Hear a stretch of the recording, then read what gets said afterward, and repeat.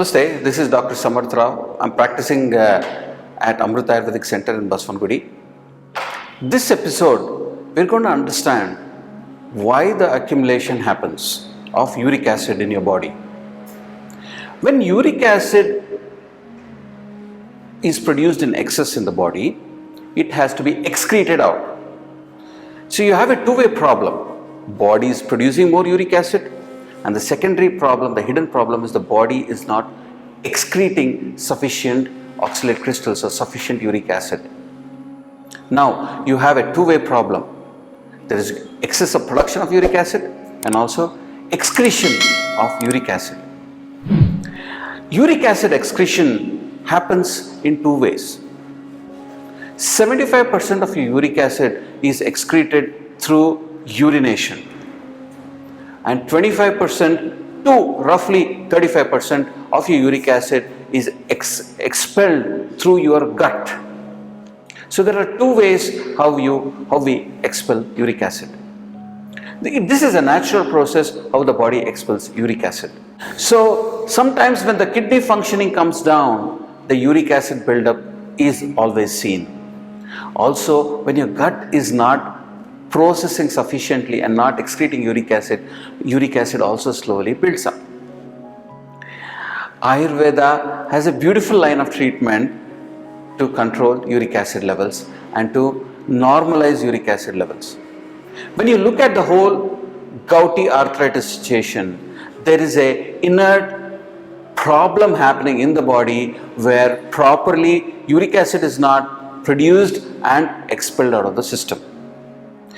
In Ayurveda, we use Panchakarma. In Panchakarma, in my clinical practice, I have seen when clients, before we start treatment on lowering uric acid levels, when we do a round of Virechana, the body resets itself to not produce extra uric acid and properly expel uric acid. So, the first line of treatment that I would say is in your hands. You don't have to really meet a doctor. Reduce consuming high protein foods. This is very, very simple. Budget your protein intake. If you are consuming a lot of lentils, don't have it every day. You can have it once in a few days.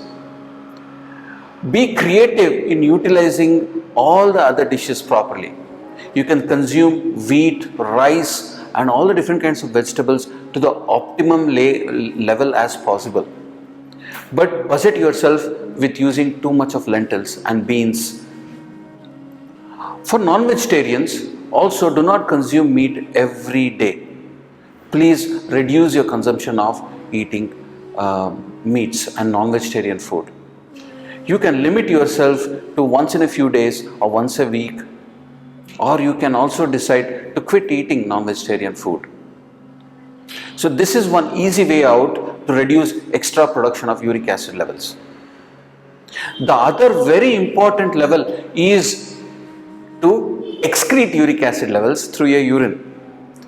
The very quick way of doing this is hydrating yourself with a lot of water every day. You have to drink at least 4 to 5 liters of water every day. By consuming and hydrating yourself with sufficient amount of fluids, so the process of uric acid excretion through your urine becomes very, very, very, very easy. So make sure in the morning and in the night you consume a lot of water so that you're hydrated enough and you excrete well. Especially in summer, what happens is when there is a lot of heat, there is a lot of dehydration happening, and dehydration is another very important reason why there is a buildup of uric acid, which leads to a gouty attack. So to prevent these episodes, make sure you hydrate yourself with sufficient amount of fluids. To hydrate yourself, what I will add is use a good lemon. There are a lot of randomized trials conducted to say that consuming lemon in water reduces the acidity in the urine secretion, and thus uric acid is excreted out of your urine. So make sure you cut 2 lemons, put it in a liter of water and consume this throughout the day. Lemon water is a very natural way of reducing uric acid level at a longer term. So this episode I have told you about all the different foods to avoid and to do to reduce uric acid levels, and also the importance of using lemon water as your tool to reduce your hyperuricemia. Next episode I'm going to talk a bit more about the various treatments Ayurveda has to offer during an attack. Thank you very much.